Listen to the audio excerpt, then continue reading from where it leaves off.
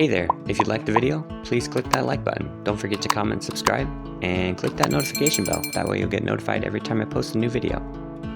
Okay, today we're going to do a repair on this Titan 440E airless paint sprayer. And first thing I'm going to do is I'm going to pull these two screws out and remove this cover. Get those loose. This cover just comes off. This is where you put your oil in to lubricate. Remove that, and then on mine I have 4 big Allen set. Loosen those bolt. They were snug. I just kind of tapped the wrench with a hammer, loosen them. It's kind of a little conflict there. Some of the bolts you gotta go ahead and get them clear. Okay, get those out. This is the lower part. In there, there's a foot valve or check valve at the bottom. It should rattle. It's relatively clean. Should be no problem. If not, you should clean it. Set that aside. And then we have 2 more to take out that are larger Allen wrench. Give them a little tap just to loosen them. You notice my piston is totally broken. It actually came apart. I don't know why. Just the pump is very old, and I believe that this is the original piston in it. Those loose, and then in there is where it attaches to the motor or the cam. There's one other bolt we need to take loose. This guy here, before this will come off. This is a hollow bolt that allows paint to pass through it. Mine seems to be kind of stiff turning to the very end. It looks like that. It's got a hole in it, hole in the end. This is where the paint pushed through. That aside. Then this thing should slide forward to come out of that notch, just like that. See, the piston has a notch in it, mates in there, so it just slides forward out of that. There's a little neoprene there. I think we have a new one in the kit. Upper seal there, and then the piston will push out that way. That's the broken piston. Okay, the kit I was able to get is not for this machine specific. I think it's for the 440i, or this is a 440e. So the packings were thicker. So what we did is actually, because I was not able to ever find what I wanted, I sanded them down. This lower packing had actual 2 O-rings and it was thicker. So we've sanded them down so it's the same thickness as the one that came out. In both cases, the upper and the lower. So we're gonna try pressing them in. So we're gonna start with this lower one, and we've determined that on the seal I got, it has a raised shoulder on it, and we're gonna place that in. I'm gonna put a little lithium grease on it there.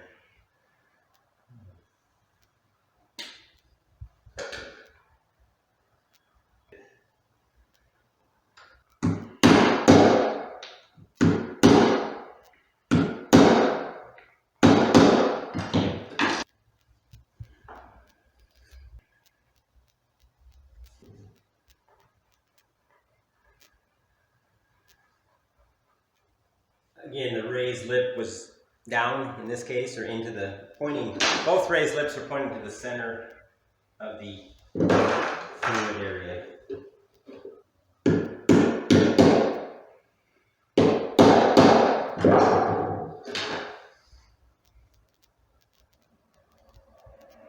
And then there's one more ring that came in the kit that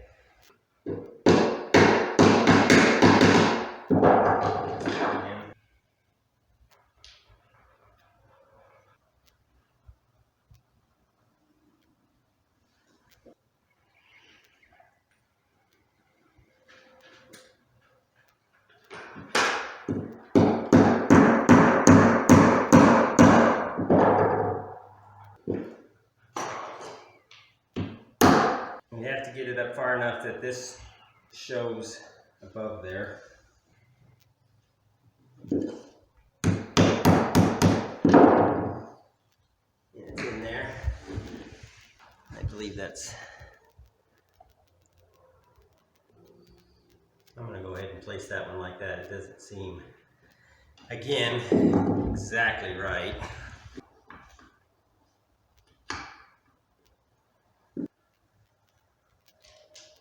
And then we're going to line up this groove so that it'll mate into that cam.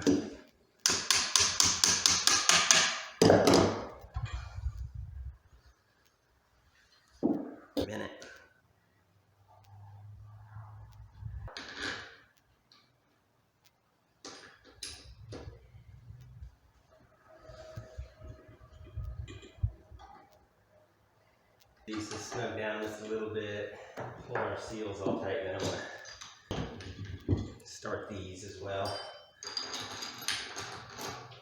Our seals may have been just a skosh too thick yet, but I think they'll pull down once this is all tightened up. Again, I didn't want to leave the old seals in. My piston pump was the problem on this unit, but I thought since they had those, we'll try to get them in there.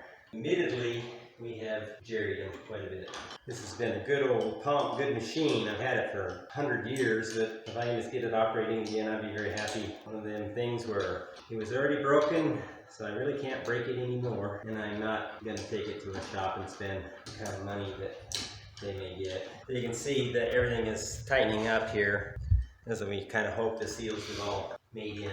This last crack here is the other seal, so these draw that down. I think it'll all mash together really nicely. Good tight fit. I'm just tightening them up a little at a time so not to put anything in a big bind. All the castings are tightened up nicely there.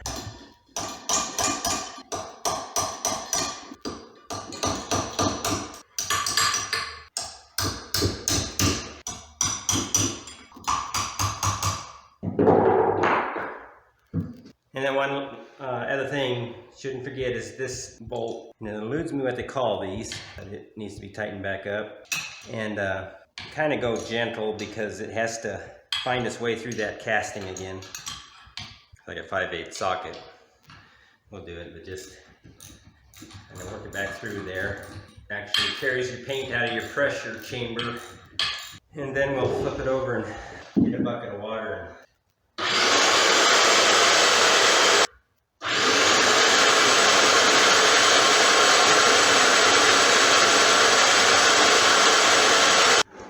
Like it's okay in water. In my experience, with salt water, it's a little easier time with paint. So I just primed it, got it running out the prime tube.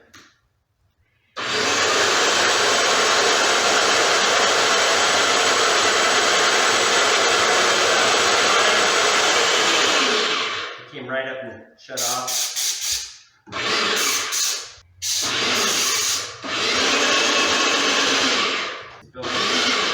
Building pressure because it shuts off.